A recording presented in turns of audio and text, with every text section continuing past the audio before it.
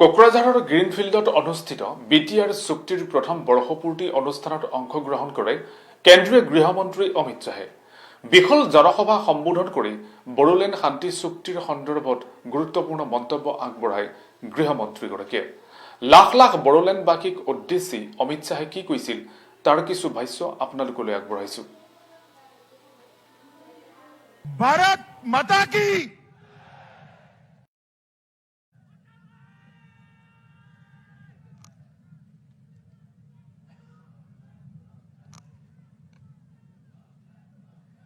मेरे साथ बोलिए, भारत माता की। अरे भाई, मैं बीटीआर क्षेत्र में आया हूं, ऐसी आवाज होगी क्या? 1 साल हो गया शांति समझौते को। मोदी जी के आशीर्वाद से पूरे क्षेत्र को अब शांति और विकास मिलने वाला है। मोदी जी दिल्ली में है, उन तक आवाज जानी चाहिए। मेरे साथ दोनों हाथ उठाइए, उठाइए दोनों हाथ, अंत तक सभी लोग दोनों हाथ उठाए और विकास और शांति की मुट्ठी बींचिए और प्रचंड आवाज से बोलिए, भारत माता की, भारत माता की, भारत माता की। मंच पर उपस्थित असम के लोकप्रिय मुख्यमंत्री श्रीमान सर्बानंद सोनोवाल जी, असम के वित्त और स्वास्थ्य मंत्री मेरे मित्र श्रीमान हेमंत बिस्वा शर्मा जी, ये हमारे शांति समझौते के एक प्रमुख शिल्पकार और अब आपके चुने हुए सीएम है ऐसे प्रमोद बोरो जी, हमारे असम भारतीय जनता पार्टी के अध्यक्ष श्री रंजीत दास जी, भारतीय जनता पार्टी के राष्ट्रीय उपाध्यक्ष और असम के प्रभारी श्रीमान वैजंत पांडा जी, सांसद नाबा सरनिया जी, पल्लव लोचन दास जी, मेरे मित्र और पूर्व सांसद विश्वजीत देमारी जी, उर्खाव गोरा ब्राह्मा जी, गोविंद जी, श्री जिष्णु बरुआ जी, भास्कर ज्योति महंता जी, सिद्धार्थ सिंह जी, हमारे विधायक श्री अशोक सिंघल जी, श्री दीपेन बोरो जी, श्री लॉरेंस इसलरी जी, और आज इस ऐतिहासिक दिन पर गिनती न हो सके इतनी संख्या में उपस्थित बोडो क्षेत्र के मेरे प्यारे भाइयों और बहनों को मैं प्रणाम कर कर मेरी बात की शुरुआत करना चाहता हूं। मित्रों, आज इस ऐतिहासिक रैली में मैं पूरे देश को आपके माध्यम से कहना चाहता हूं, मेरे राजनीतिक जीवन में मैंने बहुत रैलियां देखी हैं, इससे बड़ी भी रैलियां देखी है, संबोधित की है, मगर आज इस रैली को संबोधित करते हुए मेरे मन को अपार शांति का अनुभव हो रहा है। क्योंकि आज से ठीक 1 साल पहले देश के प्रधानमंत्री जी के नेतृत्व में बोडो शांति समझौता हुआ और बोडो शांति समझौते ने प्रधानमंत्री जी ने एक निर्देश दिया कि पूरे उत्तर पूर्व में जहां जहां अशांति है, इंसर्जेंसी है, सभी लोगों के वार्ता करिए और उनके साथ शांति का रास्ता प्रशस्त करिए। और मित्रों, मुझे कहते हुए आनंद है कि जो बीटीआर क्षेत्र का शांति समझौता हुआ मोदी जी की अगुवाई में, उसको 1 साल आज पूरा हुआ है। आपका चुनाव भी समाप्त हो गया है और शांति के एक नए युग की शुरुआत हुई। मित्रों, सालों से चली आई समस्या जिसने 5000 से ज्यादा लोगों की जान ली, मोदी जी के दृढ़ निश्चय और मोदी जी के मार्गदर्शन और हमारे प्रमोद जी के इनिशिएटिव के कारण आज ये समस्या शांत हो गई है और आने वाले अनेक सालों तक ये हमारा बोडो क्षेत्र विकास के रास्ते पर आगे चल पड़ेगा। मित्रों, आज मोदी जी के प्रतिनिधि के नाते, भारत के गृह मंत्री के नाते मैं आप सभी को विश्वास दिलाने आया हूं कि बोडो सब क्षेत्र जो कभी रक्त रंजित हुआ करता था, हथियार उठाने वाले लोग यहां हत्याएं करते थे, अपहरण करते थे, आज मैं आपको विश्वास दिलाना हूं कि कुछ ही सालों में पूरे असम में सबसे विकसित क्षेत्र ये हमारा बोडो क्षेत्र होने वाला है। मित्रों, सबसे विकसित क्षेत्र होने, और इसीलिए मैं आज जब बोडोफा उपेंद्र नाथ ब्रह्मा जी की मूर्ति को पुष्प चढ़ा रहा था तो रूपनाथ ब्रह्मा जी और उपेंद्र नाथ ब्रह्मा जी को उन्होंने जो स्वप्न देखा था इस क्षेत्र के विकास का, इस क्षेत्र में शांति का, इस क्षेत्र में आपके अधिकारों का, उसको मैं साकार होते हुए देख रहा हूं। इसलिए मैंने कहा मेरे मन को अपार शांति है। दूसरी शांति का विषय है, इस क्षेत्र में मैं कई बार आया हूं, कई रैलियां की हैं, चुनाव में भी की है, पहले भी की है, परंतु मित्रों जहां बोडो और नॉन बोडो दोनों उपस्थित हो, ये पहली रैली है और इसलिए भी ये रैली का महत्व है। यहां बोडो भी है, नॉन बोडो भी है, और जिन्होंने जहर पिलाया था बोडो नॉन बोडो को, ये सबको ये संदेश है कि बोडो भी यहां के हैं, नॉन बोडो भी यहां के हैं, सब असम के पुत्र है, सब भारत मां की संतान है, सब मिलकर इस देश को आगे बढ़ाएंगे, असम को विकास के रास्ते पर ले जाएंगे। पूरे असम के अंदर इस प्रकार का जहर फैलाकर जिन्होंने शांति का भंग किया था उनको आज ये रैली इसका एक जवाब है। मित्रों, एक ऐतिहासिक बोडो समझौता 27 जनवरी 2020 के दिन देश के प्रधानमंत्री मोदी जी के नेतृत्व में हुआ। मुझे उसमें उपस्थित रहने का सौभाग्य मिला था और उस वक्त जो बातें हुई थी लिखित में और मौखिक में, आज आप सबके सामने इसका कमिटमेंट दोहराने आया हूं कि भारत सरकार वो सारे वादों को पूरा कर कर आपके विश्वास को पूरा करेगी। मित्रों, असम सरकार ने भी, हमारे मुख्यमंत्री सर्बानंद जी और भाई हेमंत विश्व शर्मा ने भी इस समझौते के लिए बहुत अच्छा प्लेटफॉर्म तैयार करने का काम करा। और मैं आज भी सभी लोगों को कहना चाहता हूं कि ये जो वादे किए गए हैं वो हमारे प्रधानमंत्री जी के पूर्वोत्तर के विकास के विजन के लिए इसका एक हिस्सा है और इसको पूरा करना हम सबका लक्ष्य है। मित्रों, प्रधानमंत्री जी ने न केवल असम, पूरे पूर्वोत्तर क्षेत्र के अंदर जो इंसर्जेंसी हुई उसको एक के बाद एक समाप्त करने की शुरुआत की है और इसका शुभारंभ ये बोडो शांति समझौते से हुआ है। इसके बाद ब्रू और रियांग के सेटलमेंट का प्रयास किया गया।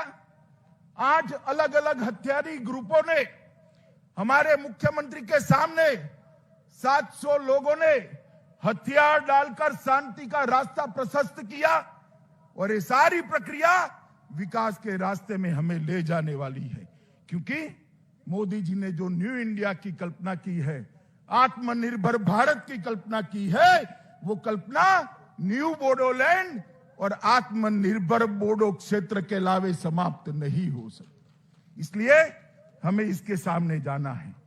मित्रों, आज हिंसा का युग समाप्त हो रहा है और शांति का युग शुरू हो रहा है। मैंने जैसे कहा, ब्रू रियांग समझौता, 8 उग्रवादी ग्रुपों ने 700 लोगों ने करीब करीब हथियार डाले और जम्मू कश्मीर के अंदर भी धारा 370 और 35A को उखाड़कर हमेशा के लिए आतंकवाद को निर्मूल करने का काम देश के प्रधानमंत्री ने किया। कहते थे वहां ये हो जाएगा, वो हो जाएगा, रक्त रंजित हो जाएगा जम्मू कश्मीर। मित्रों, मैं आज आपको बताने आया हूं कि अभी अभी वहां पंचायत के चुनाव हुए, पुलिस को पूरे जम्मू कश्मीर में एक भी गोली नहीं चलानी पड़ी और शांतिपूर्वक ये हुआ। यहां पर भी चुनाव हुआ, 80% से ज्यादा वोटिंग हुआ। जिसने जिसको वोट देना था उसको वोट दिया, मगर कहीं पर भी हिंसा नहीं हुई, एक भी बूथ पर पुलिस को गोली नहीं चलानी पड़ी। मैं मानता हूं ये हम सबका संयुक्त विजय है, शांति का विजय है मित्रों। और ये भारत की जो परंपरा है उसको आगे बढ़ाने का काम है। मित्रों, चुनाव को जिस प्रकार से हमने संपन्न कराया है, मैं आज आपको विश्वास दिलाने चाहता हूं, ये यूपीपीएल और बीजेपी का जो गठबंधन हुआ है, प्रमोद जी एनडीए में आए हैं, ये पूरे क्षेत्र के लिए शुभ साबित होने वाला है, आपका विकास का रास्ता आगे बढ़ाने वाला है। मित्रों, एनडीए में यूपीपीएल का आना और यहां यूपीपीएल बीजेपी की साझा सरकार बनना वो बताती है कि आने वाले दिनों में पूर्ण बहुमत के साथ भारतीय जनता पार्टी की सरकार आसाम के अंदर बनने वाली है। ये इसका ट्रेलर है, ट्रेलर।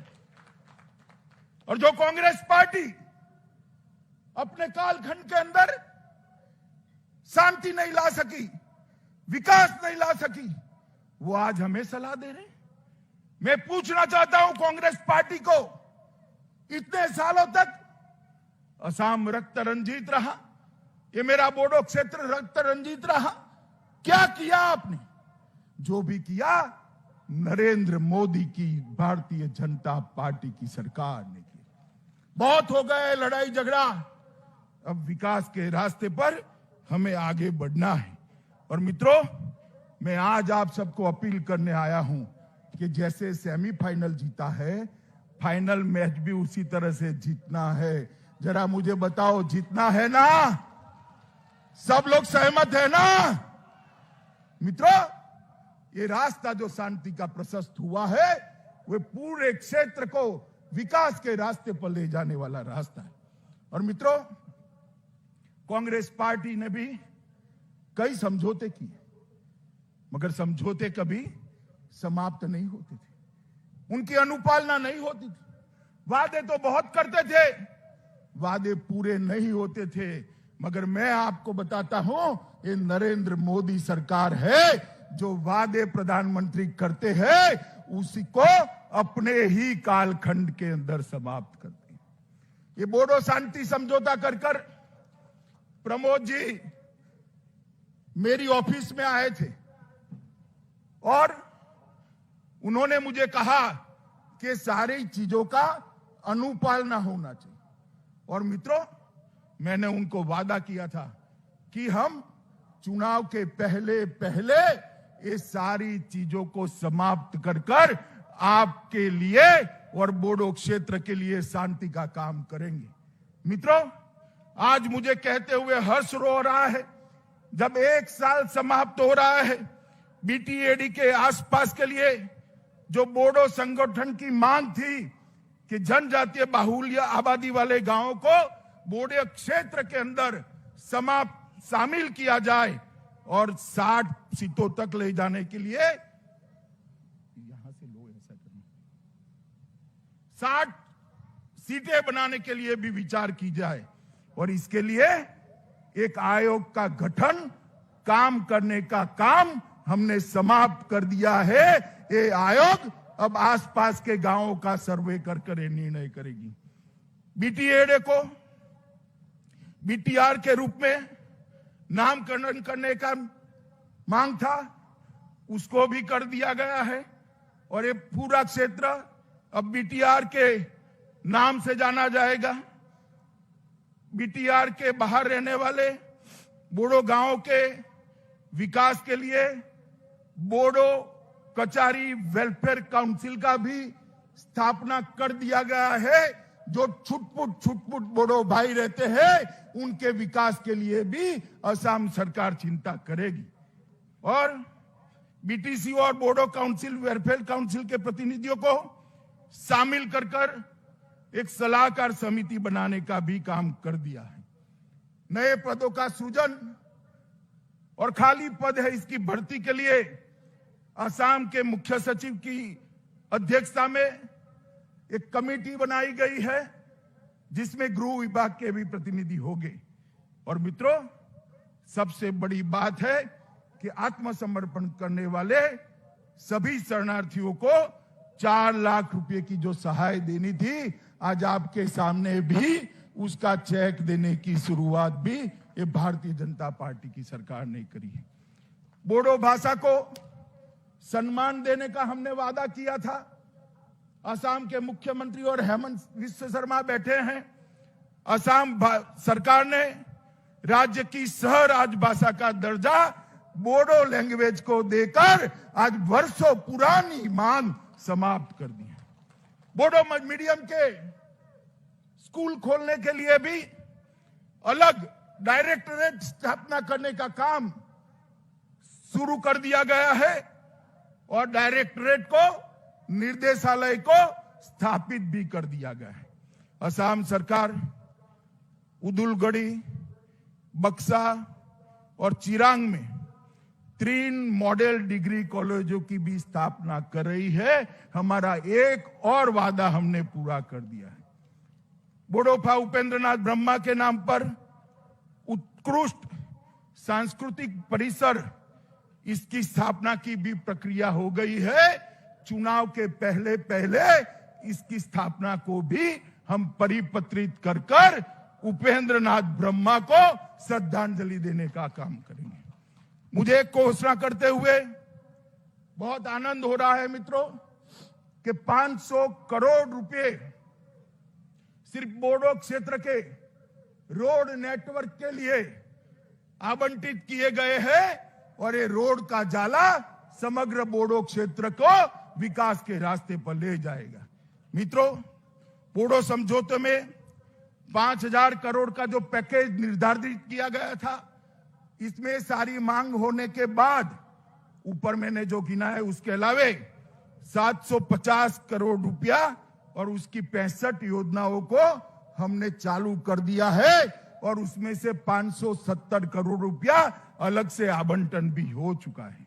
मित्रों, मैं यहां पर आज वादा करने आया हूं कि बोडो जनजाति के हर अधिकार को, बोडो संस्कृति को, बोडो भाषा को हम सुरक्षित रखेंगे, इसका संरक्षण भी करेंगे, इसका संवर्धन भी करेंगे और उसको आगे भी बढ़ाएंगे। क्योंकि नरेंद्र मोदी सरकार मानती है, इस देश के प्रधानमंत्री मानते हैं कि सबका साथ, सबका विकास और सबका विश्वास, यही एक मंत्र है जो भारत को आत्मनिर्भर बना सकता है। और